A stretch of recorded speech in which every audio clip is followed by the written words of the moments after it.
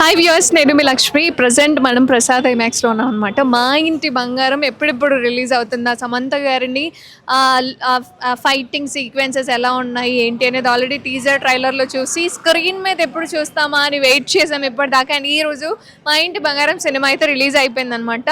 ఆవిడ ఉన్నారు చూడు, మామూలుగా లేరనమాట. ఒక్కొక్కరిని కొడతాను చూడు ప్రేమతో అబ్బా అని చాలా స్మూత్గా డీల్ చేశారు. అండ్ ఆయన ఇంట్లో ఎలా ఉంటాయి గొడవలు, తోటికోడల మధ్య ఎలా ఉంటాయి ఏంటి అనేది ఆల్రెడీ మనందరికీ తెలుసు. General story. సో ఆడియన్స్ని అడుగుదాము వాళ్ళ ఒపీనియన్ ఎలా ఉంది. మరి ప్రతి ఒక్కరికి ఒక్కొక్క వ్యూ ఉంటుంది కాబట్టి సో వస్తున్నాను. బంగారం లాంటి సినిమా మన బంగారం సమంత గారు కొట్టారు, బాగా కొట్టారు, ప్రేమగా కొట్టారు. సో సినిమా విషయానికి వస్తే సినిమా కొంచెం మెల్లగా స్టార్ట్ అవుతుంది, కొంచెం స్లోగా ఉంటుంది స్టోరీ టెల్లింగ్, స్క్రీన్ ప్లే అంతా.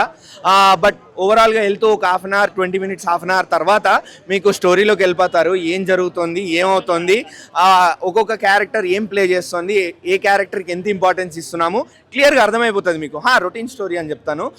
Same family revenge drama but with some action thrilling elements. So ఎక్కడ మూవీ నుంచి డీవియేట్ అవ్వకుండా స్టోరీకి స్టిక్ అయ్యి, అంటే సమంత గారి క్యారెక్టర్ ఏం ట్రబుల్స్ ఫేస్ చేసింది, ఆవిడ ఏం ట్రబుల్స్ ఎదుర్కోవాలి, అదే సినిమా బేసిక్గా. ఓవరాల్ ఒక నక్సలిజం బ్యాక్డ్రాప్తో.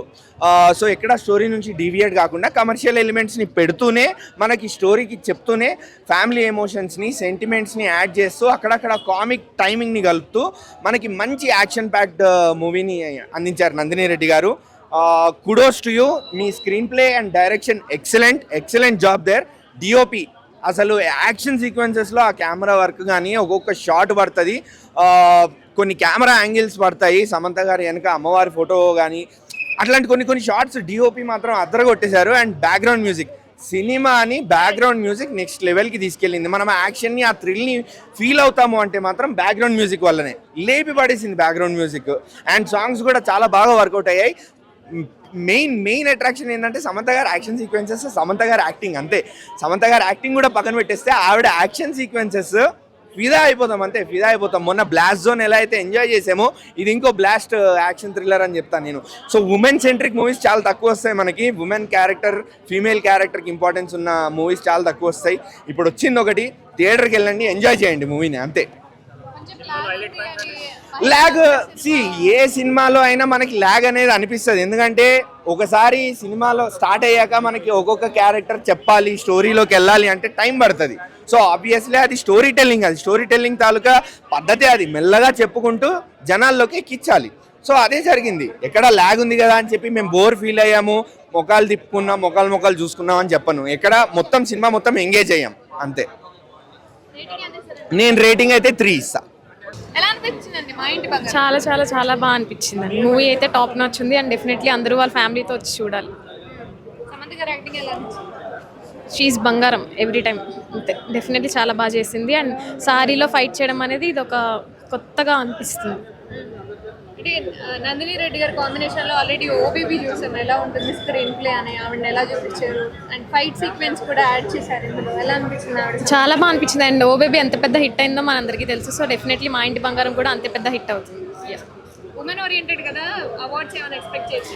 డెఫినెట్లీ. ఎందుకు ఉమెన్ ఓరియంటెడ్ అని ఎందుకు? ఇప్పుడు అందరు సినిమాలు తీస్తుంటే ఉమెనా మెన్నా అని చూడట్లే కదా. మంచి సినిమా అయితే అందరూ వచ్చి చూస్తున్నారు. సో డెఫినెట్లీ ఇది కూడా అలాగే అవుతుంది.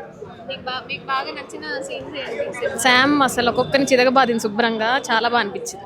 Thank you. శ్రీముఖి గారి కాంబినేషన్ ఎలా అనిపించింది? శ్రీముఖి శామ్ ఇద్దరు చాలా బాగా చేశారు. పెద్ద కోడలు చిన్న కోడలు అసలు చాలా బాగుంది. ఏ క్యారెక్టర్ నచ్చింది except Samantha?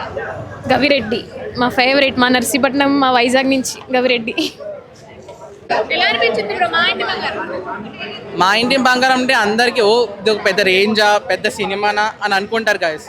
First of all నాకు నచ్చింది ఏంటంటే దాంట్లో సినిమా చూడాలి, అర్థం చేసుకోండి సినిమాని. అదేదో ఓకే మా ఇంటి బంగారం టైటిల్ వచ్చేసింది ఇంకా ఇంకొన్ని రోజు ఉండి పోతుంది అని కాకుండా థియేటర్కి వచ్చి ఒక్కసారి చూసిన తర్వాత వాయమ్మ ఏమన్నా తీసిందా అక్క.